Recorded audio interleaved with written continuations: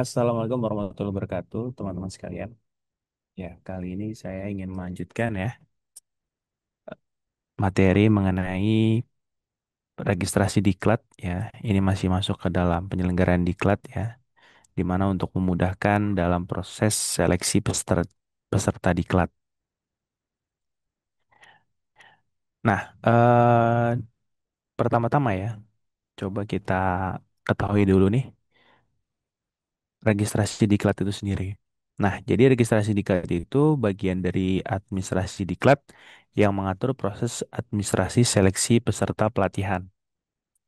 Jadi proses ini tuh sangatlah penting ya pastinya dalam memastikan bahwa pelatihan yang diikuti oleh ASN ya atau pegawai yang ada di instansi itu tepat, layak, dan sesuai dengan kebutuhan kompetensi. Nah, tahapan dari registrasi diklat. Nah, tahapannya itu ya terdiri dari pertama pengumuman dan sosialisasi kegiatan pelatihan. Jadi pertama itu pastinya ada pengumuman ya mengenai kapan diklat itu berlangsung gitu ya. Biasanya di pengumuman kediklatan atau kalender diklat gitu. Nah, yang kedua tuh pengisian formulir pendaftaran. Nah, saat ini ya melalui sistem SIM diklat ini ya, itu data dari pegawai itu bisa secara otomatis diambil gitu dari data biodiri, data diri ya ataupun data kompetensi pegawai di suatu instansi itu bisa kita integrasikan gitu. Nah, selanjutnya pengunggahan dokumen ya persyaratan. Jadi memang secara diklat pun ya itu memang persyaratannya itu ya administrasi dokumen terlebih dahulu gitu kan. Data-data sudah terpenuhi atau belum gitu ya. Termasuk tadi ya data biodata diri, data kompetensi. Nah, selanjutnya proses seleksi atau validasi ya nanti akan eh, f- di apa difilter secara selektif ya oleh admin atau panitia penyelenggara di suatu instansi. Nah, selanjutnya penetapan peserta dan surat pemanggilan ya. Jadi nanti setelah peserta sudah berhasil didaftarkan, eh, nanti ada juga surat pemanggilan peserta gitu. Nah, lebih detailnya nanti kita coba demokan ya aplikasinya. Nah, selanjutnya registrasi ini bisa dilakukan yang pertama ya, pegawai sendiri ya atau mandiri. Jadi registrasi itu bisa dilakukan secara mandiri oleh peserta, lalu nanti diverifikasi ataupun divalidasi gitu ya oleh atasannya. Dan juga registrasi langsung oleh penyelenggara diklat. Jadi penyelenggara diklat pun atau panitia penyelenggara tadi ya, itu bisa secara langsung untuk melakukan registrasi diklat. Nah yang ketiga, nomor tiga, admin unit kerja atau SKPD atau unitnya lah. Ya, di sini konteksnya kan itu perangkat daerah ya kan. Tapi ini bisa disesuaikan oleh instansi. Jadi setiap instansi ya yang adanya induk ataupun unit di bawahnya gitu ya, itu bisa melakukan verifikasi atau validasi. Dan yang pastinya sistem ini itu terintegrasi ya oleh sistem kepegawaian. Jadi suatu instansi ya itu pasti nanti ada biodata yang secara keseluruhan itu ada di satu bidang gitu misalnya itu bisa kita integrasikan. Nah, sebelum kita demo dari aplikasi ya, kita perlu mengetahui dulu nih dasar hukum dari registrasi dan seleksi diklat ini. Pertama, peraturan nomor 11 tahun 2017 ya, yang direvisi menjadi eh, nomor 17 tahun 2020 ya, pasal 203 sampai 206 ya, itu ASN berhak dan wajib mengikuti pengembangan kompetensi melalui mekanisme yang terencana dan terverifikasi. Nah, di sini bisa kita simpulkan ya melalui sistem yang terdapat proses administrasi seleksi gitu ya dan dilakukan secara sistematis. Nah, selanjutnya peraturan LAN nomor 10 tahun 2018 nih menyatakan bahwa pengembangan kompetensi melalui diklat harus disesuaikan dengan kebutuhan jabatan dan hasil identifikasi gap kompetensi. Nah, gap kompetensi itu ada eh, eh, strategis ataupun jabatan. Jadi itu semua disesuaikan dengan kebutuhan yang ada di instansi. Selanjutnya Peraturan Gubernur DKI Jakarta Nomor 12 Tahun 2014 menyebutkan bahwa pelaksanaan diklat memuat komponen perencanaan, pendaftaran, verifikasi, hingga pelaksanaan dan evaluasi. Jadi semua itu bisa didapatkan di SIM diklat ya, sistem kegiatan ya dari diklat ataupun pelatihannya ataupun pendidikan. Ya, oke, kita langsung aja ke demo aplikasi. Pertama ya, itu dari penyelenggaraan diklat ya kemarin ya. Nah, di sini kita bisa lihat ya teman-teman, di sini ada fitur ya pencarian data peserta ya. Jadi kita bisa melihat data-data peserta ya, tinggal kita klik aja, kita sesuaikan ya namanya. Lalu di sini ada pengaturan diklat ya. Nah, di mana di sini kita bisa langsung melakukan penambahan dari apa namanya detail dari nama diklatnya, kategori diklat ya. Contoh di sini kita bisa lihat ya diklat perangkat daerah ya, kelompok diklat kepemimpinan penyelenggaranya itu dari misalnya dari pusat data gitu ya. Lalu kita masuk ke pengaturan angkatan. Nah, kita langsung bisa eh, menginputkan ya dari angkatan diklat karena setiap pelatihan itu biasanya eh, terdiri dari beberapa angkatan gitu. Contohnya di sini ya. Nah, di mana kita juga bisa mencetak ya dari pengajar yang sudah kita inputkan ataupun angkatan gitu. Nah, nanti hasilnya berupa Excel ya. Dan di sini kita bisa menambahkan ya angkatannya gitu.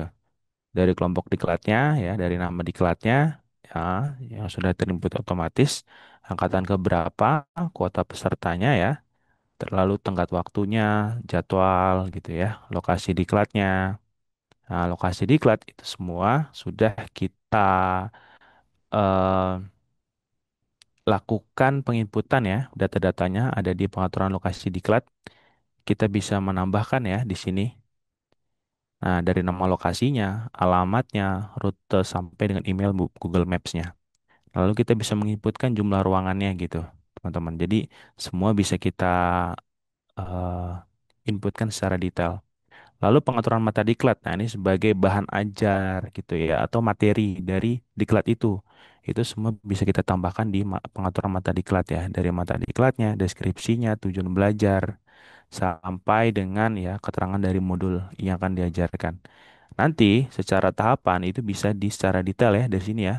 Dari setup tahapan kegiatan belajar mengajar ya, dari tahapan pertama, tahapan registrasi ya kan, detailnya gitu sampai dengan alokasi yang nanti alokasi ini bisa berupa jam pelajaran.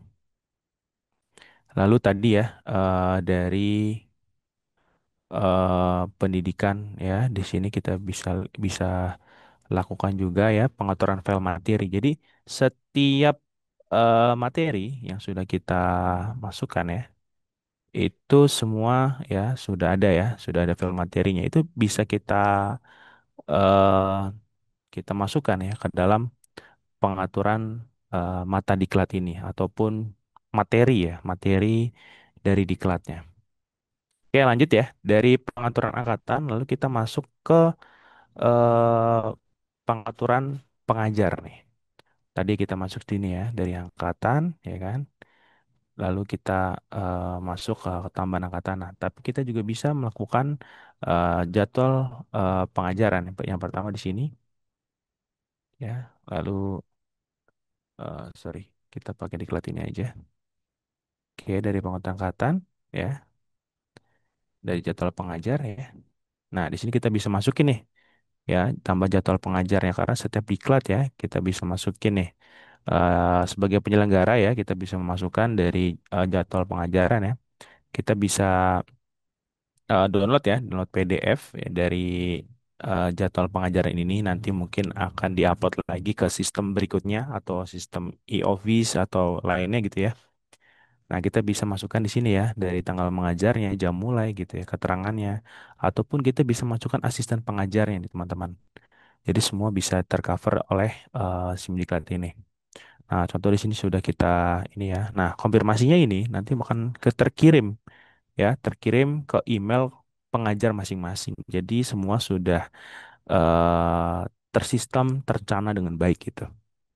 Nah, setelah jadwal pengajar ya, setelah angkatan sudah dibuat juga, kita baru masukkan pesertanya gitu. Nah, contoh di sini ya, teman-teman. Pengaturan peserta ya kan. Nah, kita bisa masukin nih. Nah, setelah kita masukin penambahan peserta, di sini hal menarik nih. Kita bisa menginputkan nama pesertanya ya di sini. Contohnya ya, ataupun kita bisa melakukan import NRK-nya nih. Kita contoh ya NRK-nya. Tuh. Nah, nanti contoh ya, kita masukin NRK yang belum ada nih. Eh, siapa ya? Belum ada ya. Sini udah ada di semua ya. Oke, contoh pattern berarti ya. Oh, NRK berapa di sini kita cari ya contohnya. Misalnya, oh ini udah ada ya, udah masuk ya. Kita ntar bisa mendapatkan NRK-NRK-nya nih. Nah, jadi nanti secara sistem itu terdeteksi nih teman-teman apabila yang kita sudah inputkan itu sudah masuk ke dalam daftar peserta diklat ya. Nah, contohnya seperti ini. Tadi ya tuh, itu 99 Vartan tuh udah masuk gitu. Oke, jadi setelah kita bisa import ya, lalu nanti semua itu akan termonitoring oleh pesertanya. Tapi kita harus menambahkan kalender diklat di sini. Nah, contohnya di sini ya, kita sudah menambahkan kalender diklat ya, dari kelompok diklatnya, nama diklatnya, jumlah angkatan, pesertanya gitu, sampai dengan durasi hari, itu sudah kita inputkan sebelumnya, sampai dengan keterangan. Nah, setelah itu eh, dari sisi eh, dari sisi pesertanya ya, kita bisa masukin nih di sini nih, contohnya ya, lokasi diklatnya gitu.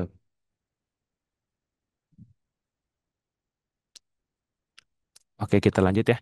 Ya, jadi bisa kita masukin ya. Contohnya ya mendaftar dari ini nanti akan berubah menjadi verifikasi.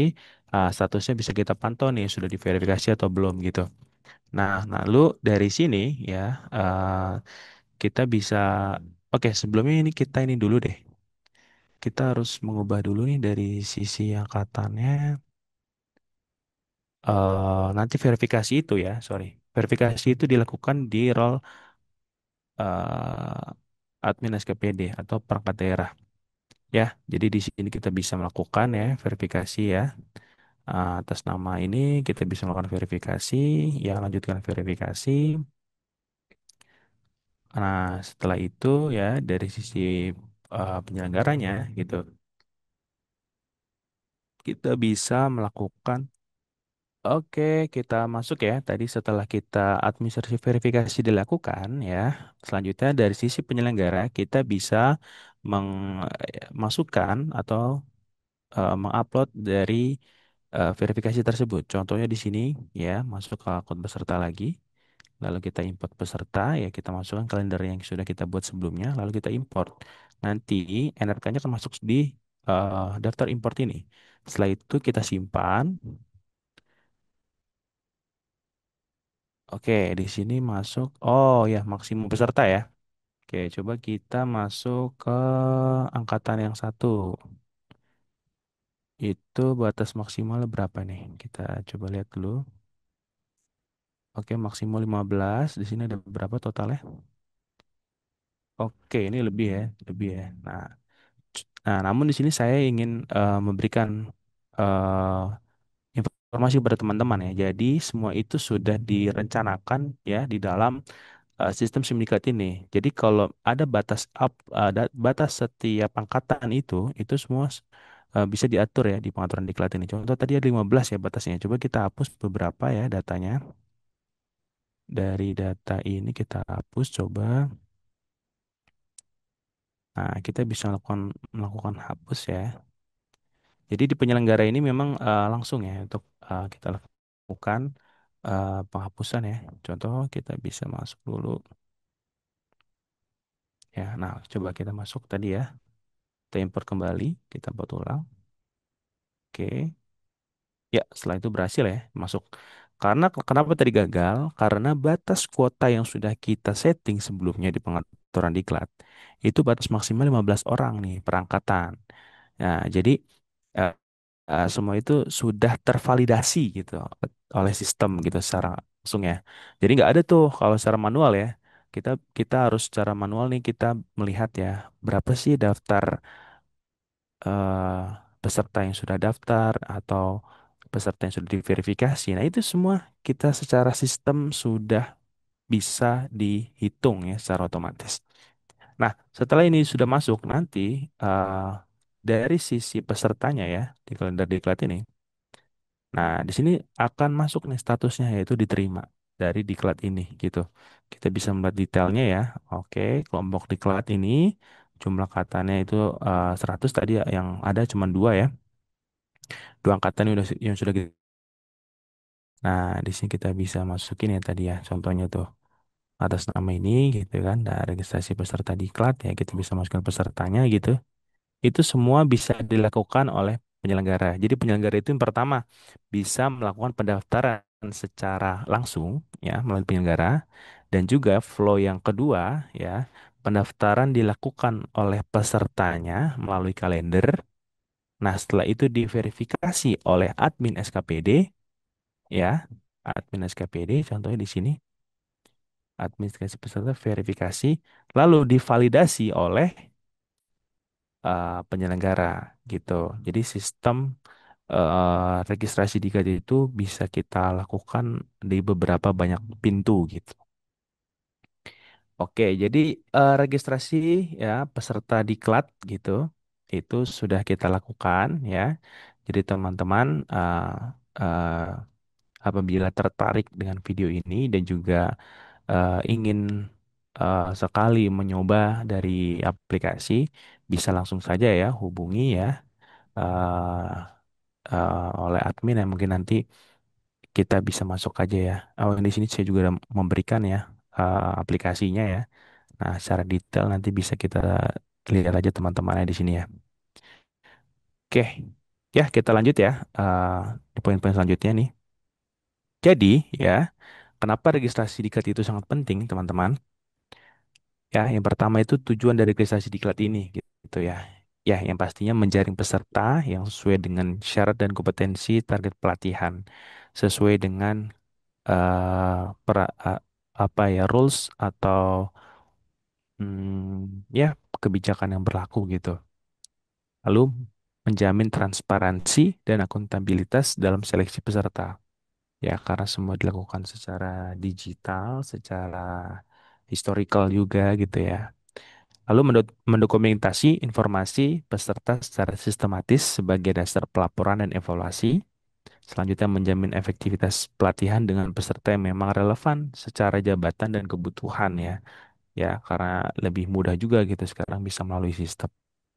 Nah, selanjutnya ya, manfaat penggunaannya dari aplikasi Diklat ini, perencanaan pelatihan menjadi lebih terarah ya, karena peserta sudah tersaring sesuai kriteria kompetensi dan kebutuhan dari instansi khususnya, lalu mempermudah memonitoring dan pelaporan karena data peserta sudah terdokumentasi secara digital. Lalu menghindari tumpang tindih peserta ya, karena kita bisa melihat secara sistem, kita bisa melihat ya beberapa peserta yang sudah daftar, beberapa peserta yang belum diverifikasi, lalu beberapa peserta yang sudah lolos verifikasi ya tadi validasi. Jadi kita bisa melihat gitu sesuai dengan tujuan diklat ini. Selanjutnya meningkatkan akuntabilitas dan validitas ya pengguna kelengkapan diklat ya seperti dari anggaran diklat gitu ya. Lalu fasilitas kediklatan tadi ya, lokasi diklat itu semua sudah tercover oleh SIM diklat ini. Lalu perencanaan dari SDM nih gitu ya, dari pengajarnya, dari penyelenggaranya, dari pesertanya gitu semua sudah tercover ya. Lalu mendukung integrasi data ya, karena tadi kita lihat ya secara sistem peserta itu tidak perlu menginputkan biodata yang cukup banyak karena apa? Semua sudah tercover melalui aplikasi dan semua sudah ada di biodata peserta dari biodata diri maupun biodata kompetensi. Ya, paling itu saja yang mungkin materi yang bisa saya sharing kepada teman-teman apabila menyukai video ini. Jangan lupa like, share and subscribe. Dan juga teman-teman bisa diskusi melalui kolom chat di bawah ini. Terima kasih. Assalamualaikum warahmatullahi wabarakatuh.